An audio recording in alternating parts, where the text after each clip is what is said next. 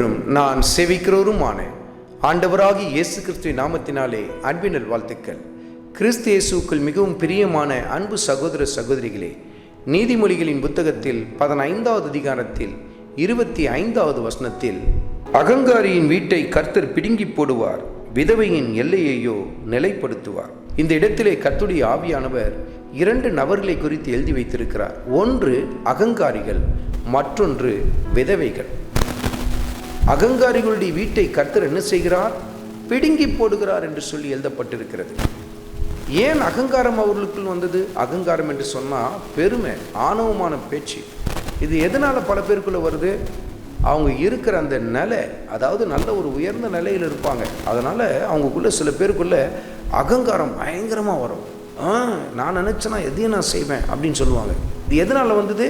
அவங்க கையில் இருக்கிற அந்த அதிகாரமாக இருக்கலாம், பணபலமாக இருக்கலாம், அல்லது ஆள் பலமாக இருக்கலாம். அது சில பேருக்குள்ளே பெரிய அகங்காரத்தை கொண்டு வரும். ஆனால் கர்த்தர் சொல்கிறார், அகங்காரிகளுடைய வீட்டை கர்த்தர் என்ன பண்ணுவாராம்? ஒரு கூடாரத்தை பெயர்த்து போடுவது போல் அப்படி பிடுங்கி எரிந்து போட்டுருவார் அப்படின்னு சொல்லி கர்த்தருடைய வார்த்தையில் எழுதப்பட்டிருக்கு பாருங்க. ஆனால் அதே சமயத்தில் விதவைகளுடைய எல்லைகள், அது எதை காட்டுகிறது?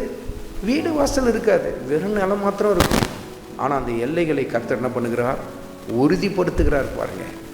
விதவைகள் என்று சொல்லும் பொழுது பலனற்றவர்கள், நம்பிக்கையற்றவர்கள், தங்கள் எதிர்காலமே இருண்டு போனது போல காணப்படுகிறவர்கள். ஆனால் கர்த்தர் சொல்லுகிறார், அந்த திக்கற்றவளுடைய ஜெபத்திற்கு கர்த்தர் பதில் கொடுக்கிறார். அவள் கண்ணீரை கர்த்தர் பார்க்கிறார் பாருங்கள். அவருடைய எல்லைகளை கர்த்தர் நிலைப்படுத்துகிறார் பாருங்க. அருமையான மகனே, அருமையான மகளே, இன்றைக்கு பல அகங்காரிகள் உனக்கு விரோதமாய் போராடி கொண்டிருக்கலாம்.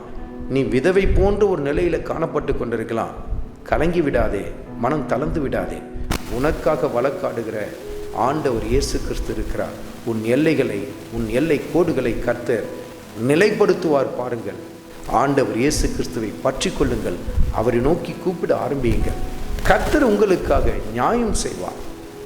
ஆண்டவராகிய இயேசு கிறிஸ்துவின் கிருபை உங்கள் அனைவரோடும் கூட இருப்பதாக. ஆமென்.